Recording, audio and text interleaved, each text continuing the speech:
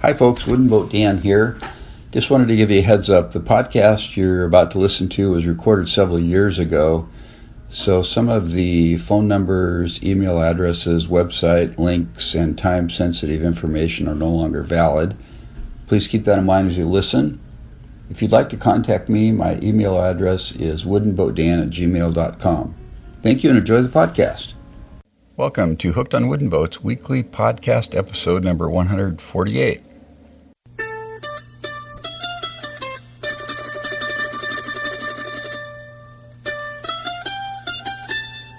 I'm your host, Dan Matson, aka Wooden Boat Dan, and this is the world's first podcast fully dedicated to celebrating the art, craft, history, tradition, and romance, don't forget the romance, folks, of wooden vessels around the globe. Thanks for tuning in today, folks. I am recording this on November 5th, 2014, and it will be published November 7th, 2014. But you could be listening to this in January of 2017, which is a really cool thing about podcasts. I enjoy podcasts myself, listen to a lot of really fun podcasts, like Smart Passive Income by Pat Flynn, Podcast Answer Man. Why is it when you're trying to think of something on the spot, you can't think of it? Anyway, welcome to the show today, folks. Good to have you on board. We're going to have some fun today. And I'm ruffling through my papers here to get to the page that I want. Here it is. So I've got some great news. Today's podcast is sponsored by Duckworks Boat Building Supply. Duckworks was started by Chuck and Sandra Lineweber in 1999 at their home in Harper, Texas. And I had the privilege to meet Chuck and Sandra in Port Townsend, Washington last year at the festival in September 2013, and we really hit it off. They're really fine people. I guess you could say they're down-home folks like me. Nothing complicated. What you see is what you get kind of thing. Anyway, Chuck and Sandra have a business, and if you're building a boat from scratch or building the boat of your dreams, you can buy hardware, line, and gear for an existing boat. And they also have plans from different boat designers, ranging from dinghies to ocean-going vessels. They also sell epoxy, fiberglass, paint, marine hardware, rope, tools, and gear. So they've got a ton of stuff. They've got an online site. Now, some of you that are listening may have already been to their site, but I'm assuming some haven't. They have very competitive prices, and their customer service is excellent. And here's the cool thing. They also sell custom-made Dacron sails that are made in the United States for traditional and small boats. Once you order these, they can typically be received within a few weeks. Chuck and Sandra also have a magazine called Duckworks Magazine, which has almost 15 years of articles written by boat builders and designers on all kinds of construction techniques, how to build boats, problem-solving, cruising, and lots more. And Chuck has created, and Sandra have created, a special landing page for Hooked on Wooden Boats listeners. And so here's a link. I'd like for you to check it out, please, and buy some stuff. They've got great deals and a good selection, and they're good people. hookedonwoodenboats.com/duck, D-U-C-K. I'll give you that one more time. hookedonwoodenboats.com/duck. So check it out. Give them some business. They're great people, and they got a lot of cool stuff. So if you're building a boat or fixing a boat, that's the place to go. Today's featured segment is an interview with Tony Grove and Tobi Elliot. Tony is restoring the oldest functioning Canadian sailboat called Dorothy. She was originally built in 1897. He has her in her shop, and she's being restored top to bottom. It's a really cool project, and also Tobi Elliot joined us for the interview. Tobi is the videographer, that's a hard word to say, for the project, and she had a lot of great input, has studied a lot of the history of the boat and stuff, so it's a really fun interview, so hang around for that. We have 5 new subscribers this week to the Hooked on Wooden Boats newsletter. Mike Kotraba, Keith Sullivan, Alan Morrison, Jane Maberly Smith, and Ryder Sand. Thanks for subscribing, folks. They subscribe to the almost monthly newsletter, which is electronic. If you're interested in doing that, you can go to hookedonwoodenboats.com/subscribe. Well, as you know or may not know, you can leave a message from your computer for me by going to hookedonwoodenboats.com/voicemail, or just go to my homepage and click on the button on the right-hand side.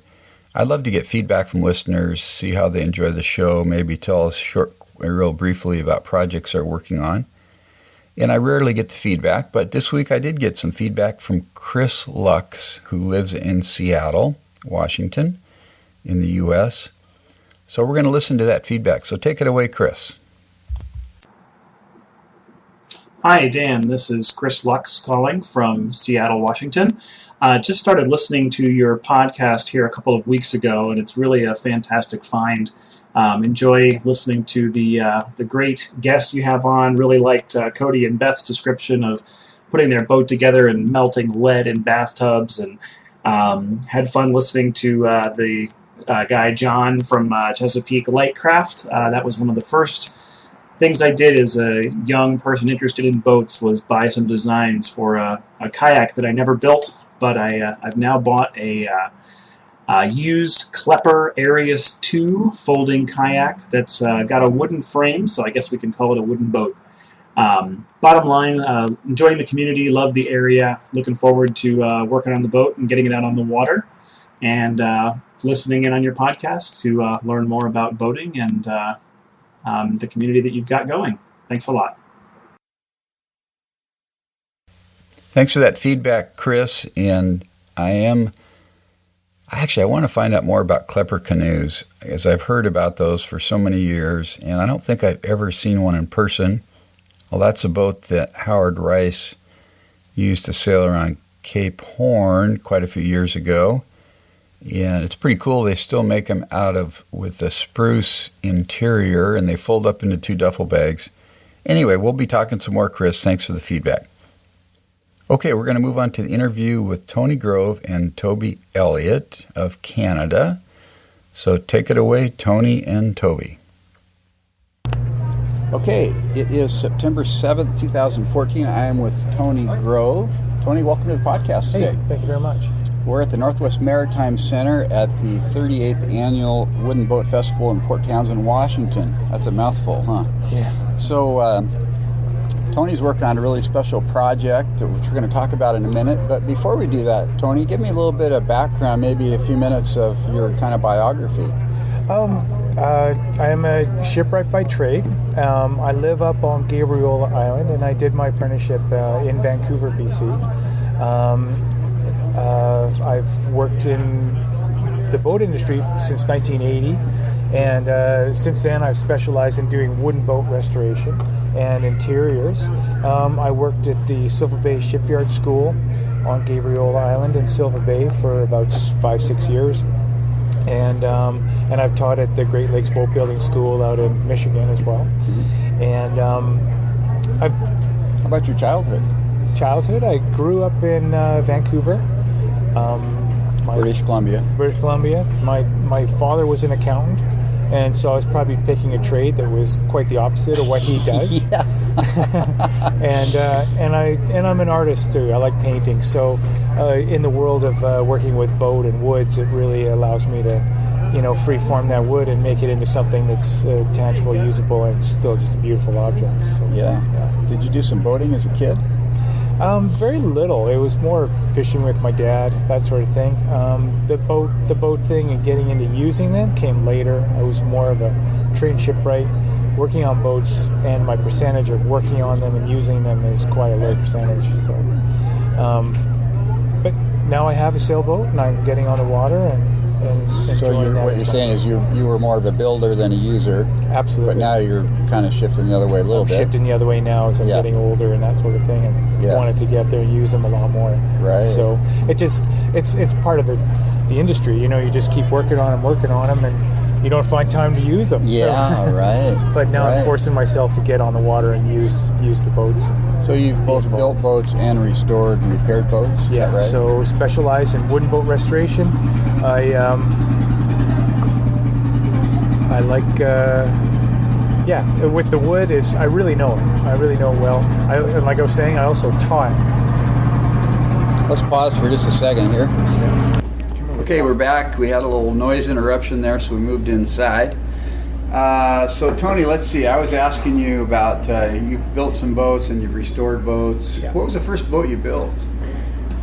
First boat I built was just for myself. I built a little pram. I mean, a little plywood pram, nothing too fancy. And then I built a little, designed and built a little 8-foot rowboat, clinker, traditional style. Oh, did you? Yeah. Riveted? For a customer, for a deck boat. Yeah. Yeah. Cool. And then slowly got into that. My percentage-wise, I'm throwing out the percentage, but it's, the amount of building new is quite small relative to restoration as well. My main work is restoration. I see. One advantage of doing restoration is you can see what works over time and what fails. Oh. And so when I am building, I get to put those practices into the new boats to make sure they don't have the same demise. Yeah. So how did you learn to do restorations? I worked for one shop in North Vancouver, and that's all we did was wooden boats. Oh, okay. And so 99% of that was building, restoring old boats, from fish boats to pleasure boats, sailboats, you name it, boats. Is that shop still there? No, it's long gone. Oh, okay. Yeah. Very cool. Yeah. So let's talk about Dorothy. So tell me about Dorothy first. So Dorothy is the oldest functioning sailboat in Canada. It's owned by the BC Maritime Museum, which is the Maritime Museum in Victoria. They got Dorothy about 10 years ago. They had her in storage for a few years, and realizing that she needed some work, so they did some fundraising, and they have the funds for her to restore her. So now they had to move her from her location that she was stored in, and the idea was to also move her to my shop on Gabriola Island, which is up near Nanaimo on Vancouver Island. So it's about an hour and a half drive from Victoria. But so we brought it up there, we stuck it in my shop where it's safe, and I'm just slowly now restoring her for the museum. Okay. So give me a little bit of her history. Her history, she was built in 1897. Yeah. She's had several. The original owner had her built as a pleasure boat, and you can imagine at a time of British Columbia was just becoming part of Canada. The West was just opening up, and at the same time, to have a pleasure boat built was quite unusual at that time. There was only a small handful of people who could afford it and who wanted it.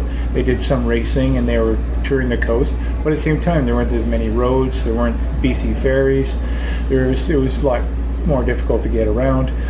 Most boats that were being built were also work boats of some kind, for tugboats or fishing boats and or dugout canoes even.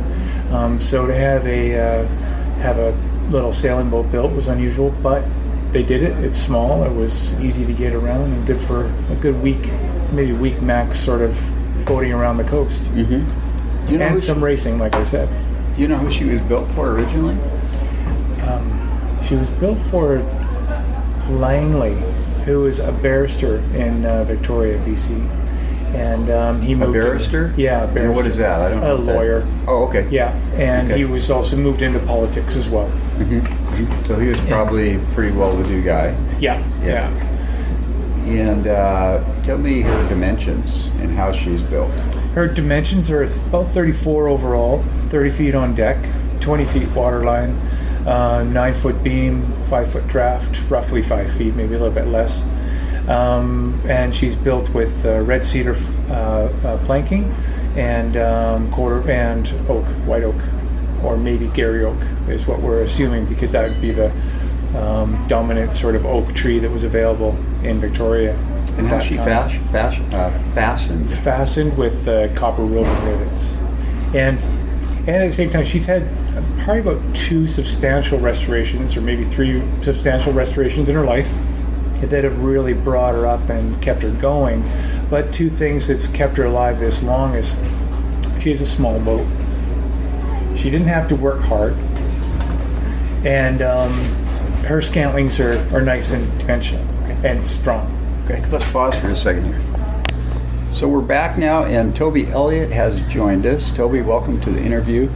Thank you. Tobi's part of the project doing the filmmaking and knows the history.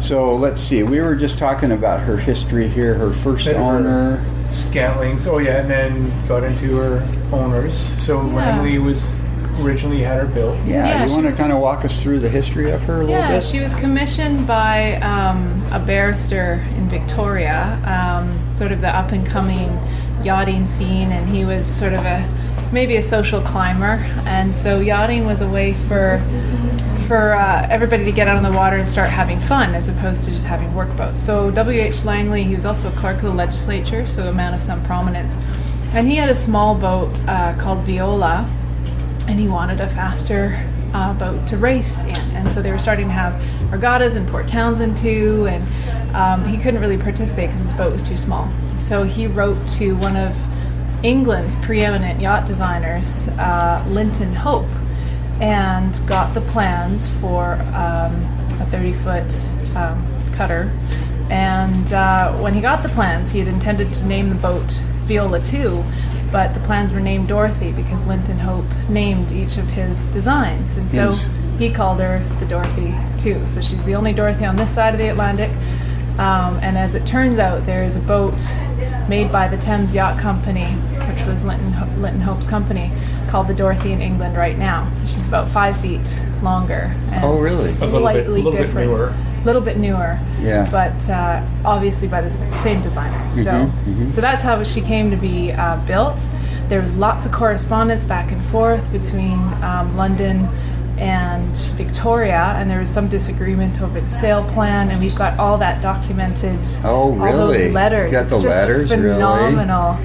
Cool. So even some materials were delayed because of an engineer strike in London, and so there's a lot of historical detail that is just contained in that one period of time when she was designed and then built in 1896. So she was designed in London, but built in Vancouver. Victoria, I mean. Yeah, okay. Yeah. So, but the materials were all from Victoria, so there was kind of consultation during the build between the designer and the builder? Is that what was happening? Well, the builder was J.J. Robinson, and he was fairly well known, but he built mostly workboats and sailing boats and stuff, and I don't know if he'd ever built a yacht before. So basically once Langley had gotten everything that he wanted from the designer, he passed it all to Robinson and said, okay, here's your task. And I think she was built for about $1,800. Was the cost to the buyer? Or that was the cost to builder? That was what he paid for materials and for the labor. And labor, yeah. $1,800. $1,800, yeah, for a 30-foot sloop. You can buy the mast for $1,800 a day. Yeah, it'd be interesting to know the relative buying power and the state of living at that time too. It would really be neat to he got the bronze. She didn't have a full keel, right? So I'm trying to remember. He got some. He eventually got the iron keel from. It's lead. Oh, sorry, lead keel.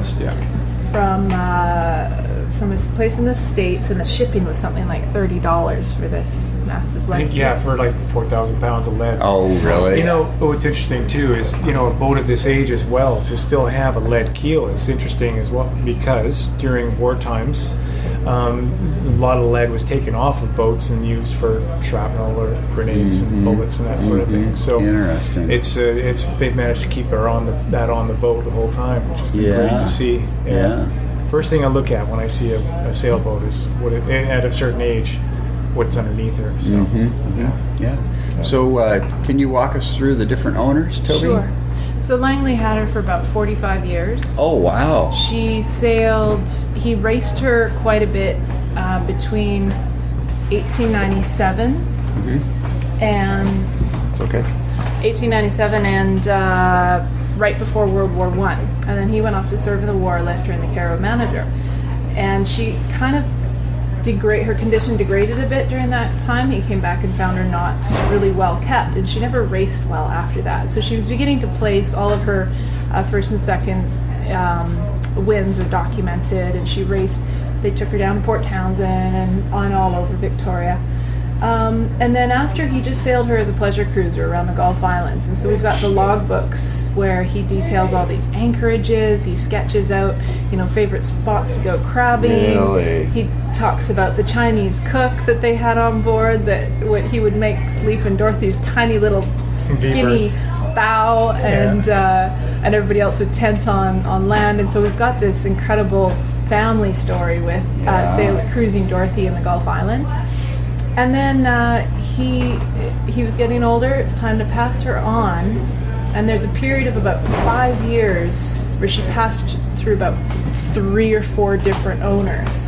And there was one owner who later wrote a letter to a contemporary owner saying, I wish I could have kept her. I just fell in love with her, David Burnett.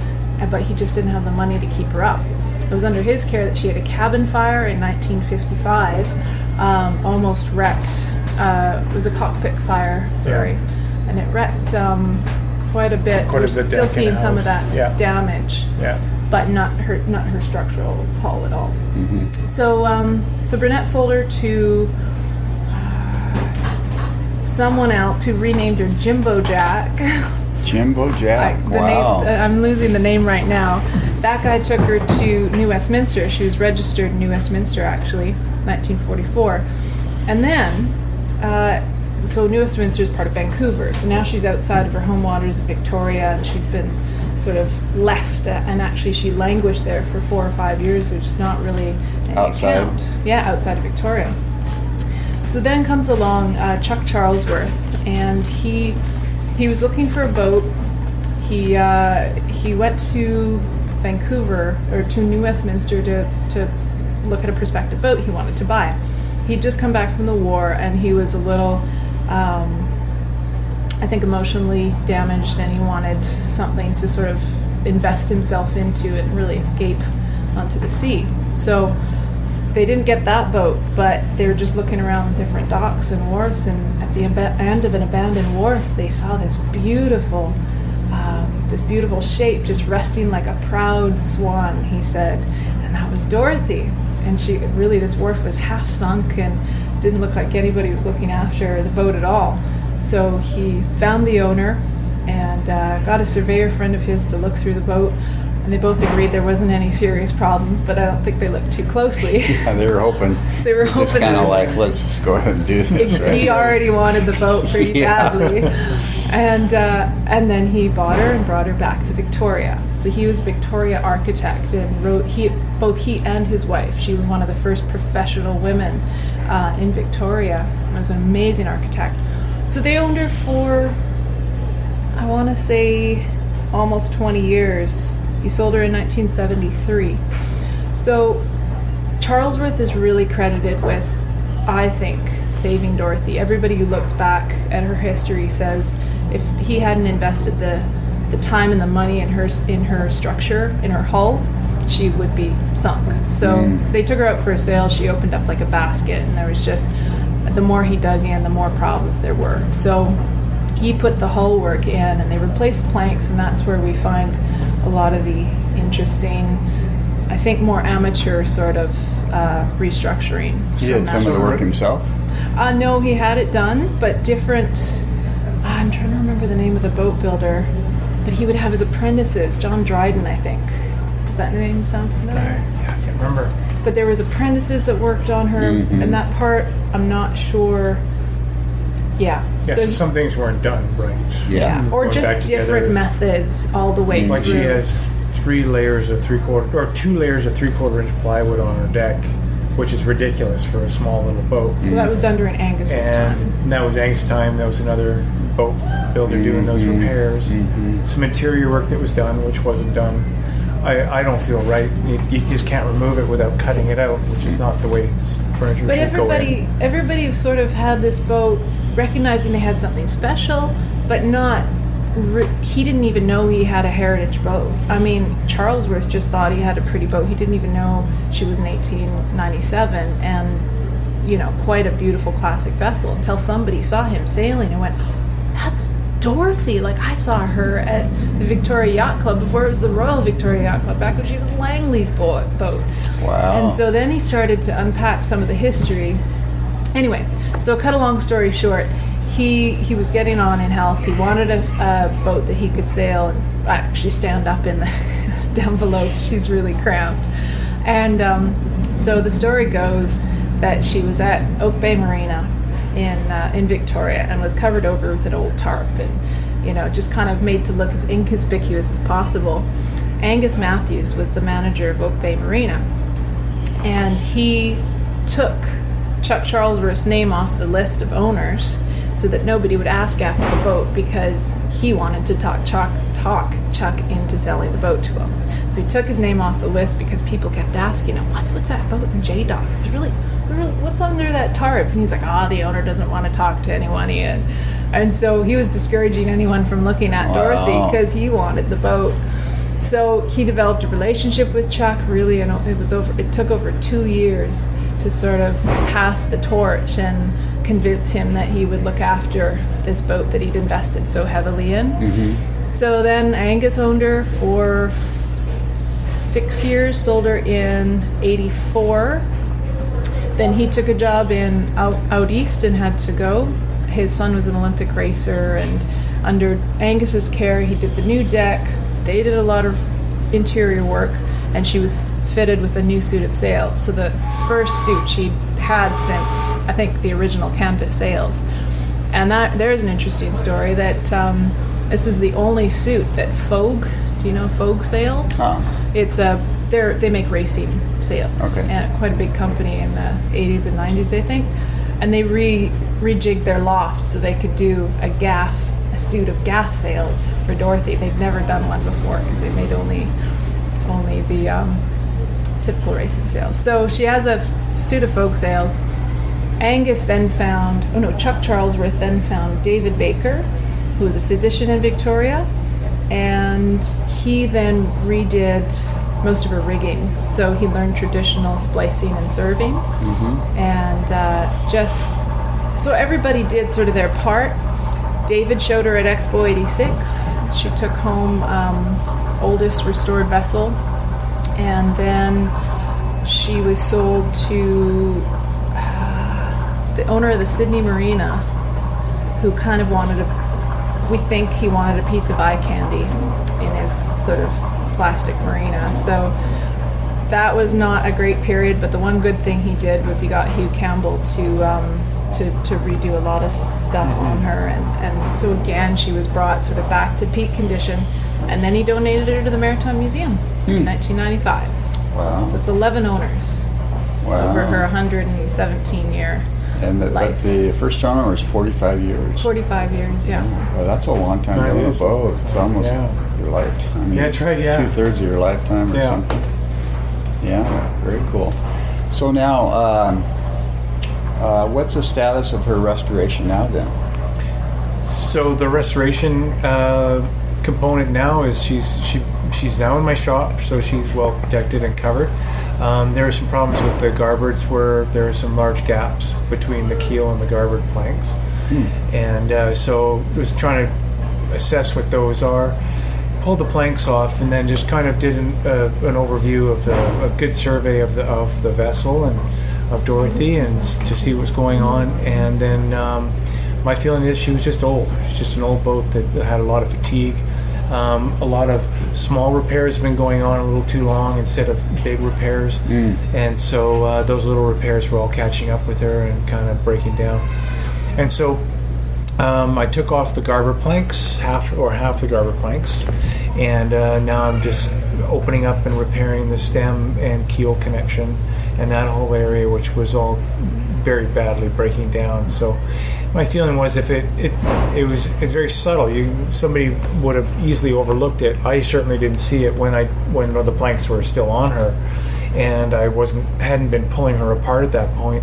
But it took a little while of just kind of prodding around there, and then finding out that that area was in very bad shape. And it's a connection where there's a mast step. There's the stem comes down, and the keel meets, they join together, and the lead ballast just starts underneath all that, just directly behind it. So you got all this enormous amounts of pressure working in one little area where fastenings, keel bolts, and some of the frames were falling apart. So I think I got it just in time, and so that area I'm now rebuilding, and that's a key part of the boat. And also, when you have a mast step there, usually there's where you have your shrouds coming up as well. So the shrouds come down, they connect to the chain plates on the side of the boat, so they're pulling up as the mast is being driven down. So that whole area was under enormous loads, and I'm glad that she didn't go back in the water before this was all fixed. So how wide are the garboard planks on that boat? Are they pretty wide, or they're about 7-8 inches wide? Okay. Yeah. So the rest of the planks narrower than that, or they go down to about 5 or 6. About 5 or 6. Average. Yeah. So you kind of start with the bottom and work your way up? Is that how it goes? No, in this case it was, what I did was take the garboards off, because that area had immediate concerns of mine right away. Then we brought in the museum to reevaluate what we need to do. Okay, are we going to do a partial restoration, or are we going to do a proper full restoration? And after discussion, we decided we're going to do a proper full restoration of her and get her hull back to sound condition. So once the museum decided that, I informed them they probably need to find a little bit more money. And then the next one was I wanted to strip all the paint off and then reef all the seams, so that then I can see what's going on immediately, because the paint can hide a lot of secrets too. So, and reefing the seams is taking all the caulking out. All the caulking out, yeah. And so what I found in that process, that she has not been completely recaulked. It's all been just kind of patches of caulking going back in, and that caulking going back in has just been done by amateurs, done with different materials. So you have all this paying material, all the stuff that fills the seams after you've corked it, that the paint material is different. I got cement, I have red lead putty, I have polyester resins, I have, and that hides everything behind it too. Epoxy in some places, tar, you name it. Every paint material you can imagine has been out there on the market in those seams. As Tony was pulling out some parts of the caulking, he's like, there's like a whole sweater in here. It's just like you're pulling and pulling. There's new on top of old, and it's wedged right in there, in some cases right in the wood, because the cedar. Because they didn't do it right and broke some of the planks and that sort of thing. And one of them was the garboard, so luckily I had to take that off anyway. So I'm going to ask an unfair question. How long will this project take? Well, it sounds like a lot. And I started working on her, pretty heavy a little while ago, and now I stopped to do some other things that got in the way. And so I think I could easily get her all back together within 2 or 3 months. Oh, seriously? Yeah. She's a small boat, remember? So there's not a lot of area. So I've already started rebuilding that area that I was talking about, under the mast and the keel and all that. So that won't take me long. It'll take me maybe a month to do. Okay. And then we have to recork the hull, and then start painting her back up again and getting the paint back on. So you'll have some help from a master corker. It's going to come up and help. Ted Knowles is going to come up and help caulk her up. And so we got a lot. Wow! So you're going to be there here pretty quick. Yeah.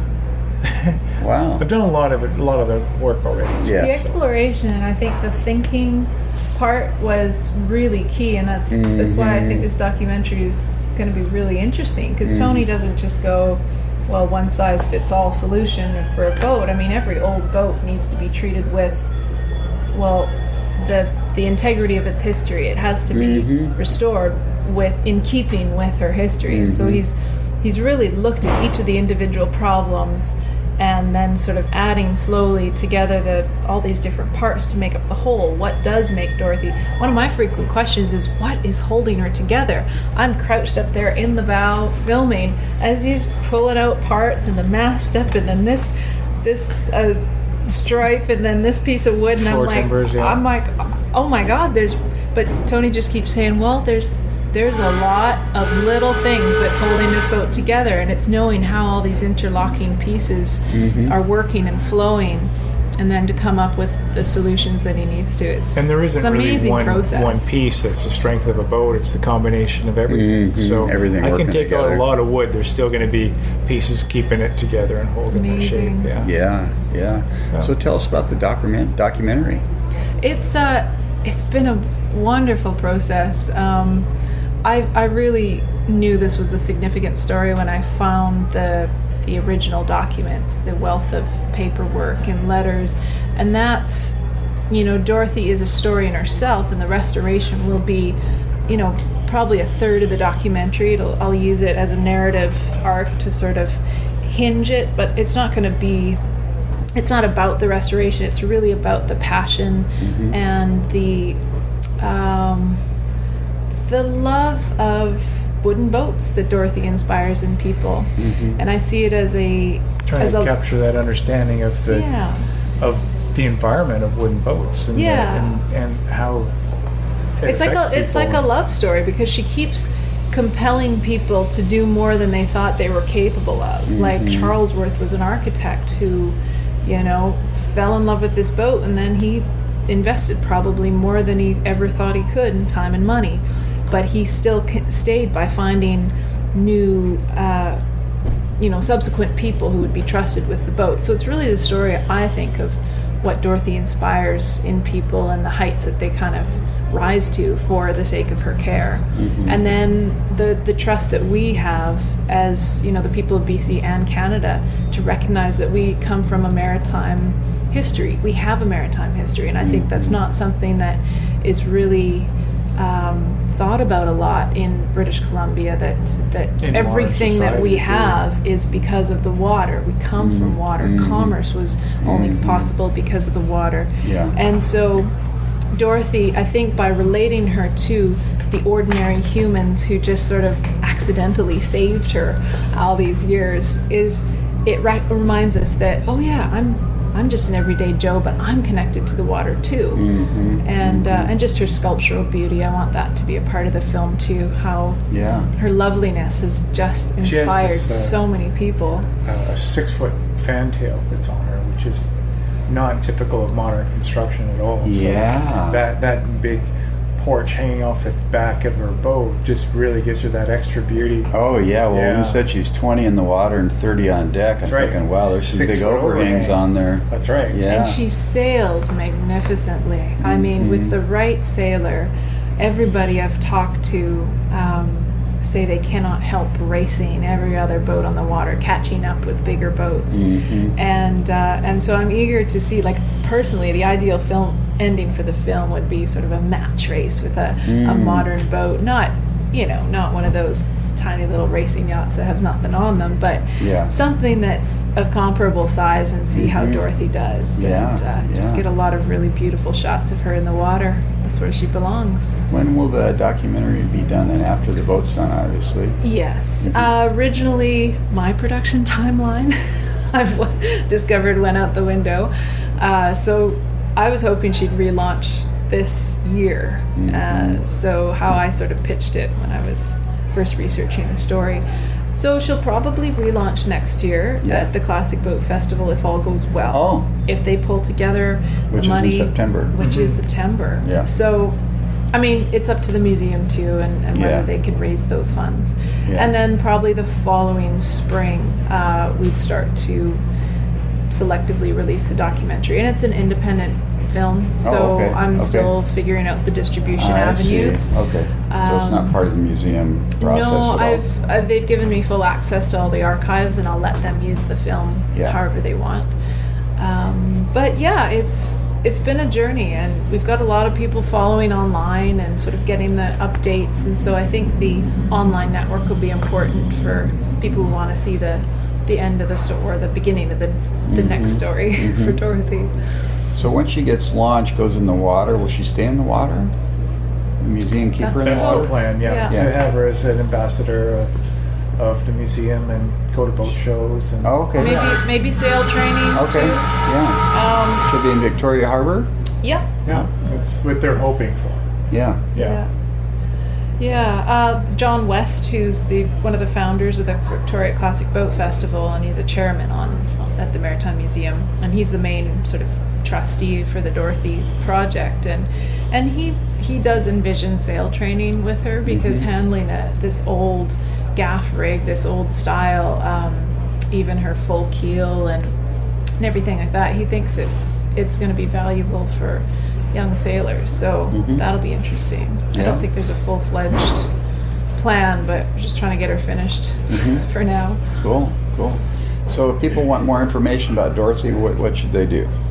DorothySails.com is the website. There's a trailer up there and some other videos, and there's a little box that you can sign up with an email, and we send out periodic once a month updates. So there's some beautiful photos up there too, so people look at Tony's shop and they go, oh, that's a magic shop. So you can sort of satisfy your appetite for wooden boats there. I'm a little jealous, Tony, of your shop myself. Oh, really? Oh, yeah. I'm in a 2-car garage trying to figure out what I'm going to do. Well, I bought a shop. It came with a house. You know, nice. So, that's a way to do it. I would have lived in a tent. I just needed that shop. Yeah. It's on beautiful Gabriola Island, so come and visit. Yeah, I'd like to do that. Absolutely. She'll only be there for another 6 months. Yeah. So is all the funding in place, or are you still guys? There's a museum. I suppose the museum, not you guys, would be doing the fundraising effort.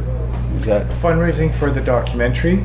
That's my department. Oh, okay. Is for the documentary. It's probably going to cost about $50,000 just to edit it, because I really do want to do a proper job and have it go to international festivals. And I've spoken to people who really see it could be sold internationally, just because wooden boat culture is it's totally all over the world. It's like the film Charlotte. You've probably seen that. And that was done really well. It resonates, and so I want to do it properly. So I'm selling T-shirts for donations, and I did a crowdfunding campaign. We raised $8,500. I'll probably do another, and then pre-sell the film to raise the finishing funds. And that information's on the website? Yeah. Okay. So people can get in touch with me. And then the Dorothy Restoration Fund is, there's a legacy fund still.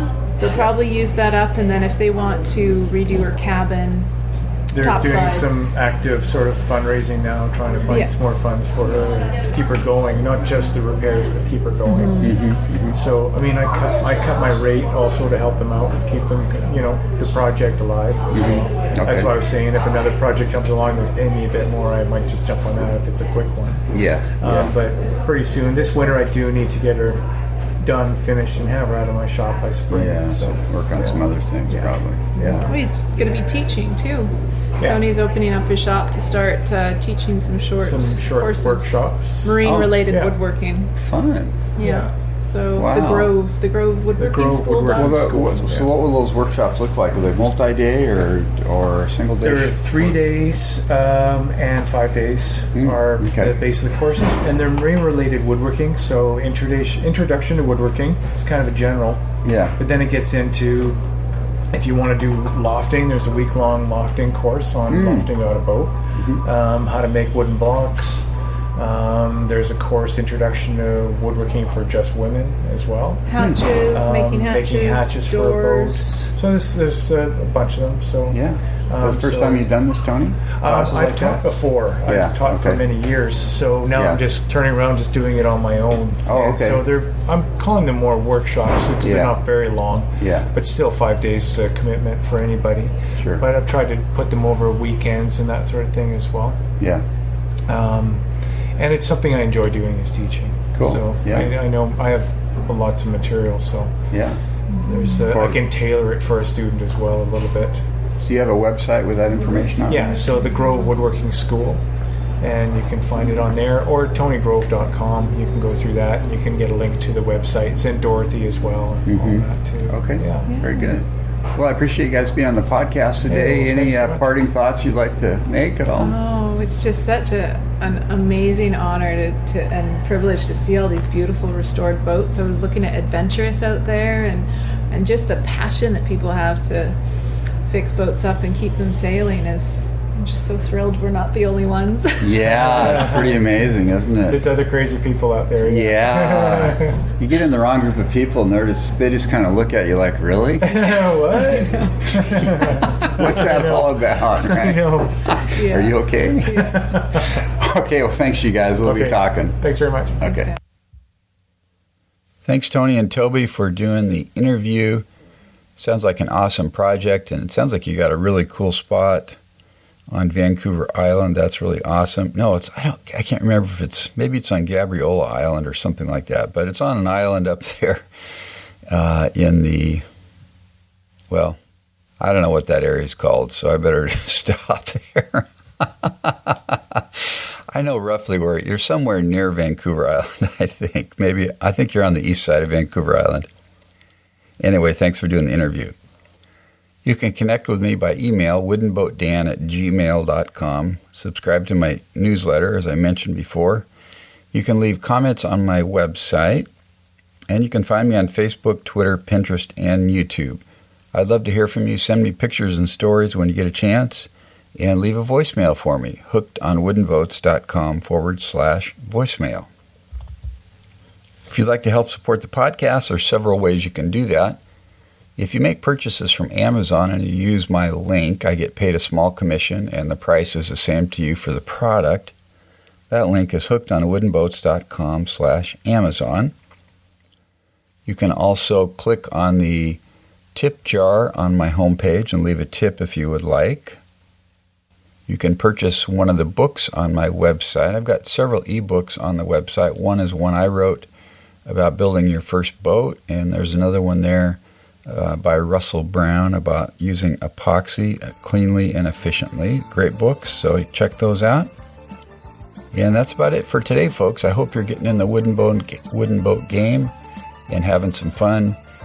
It's winter here in Washington State, so I got to get my Scamp pulled into the garage and get working on her, but that'll be after my son's wedding, which is only 10 days away.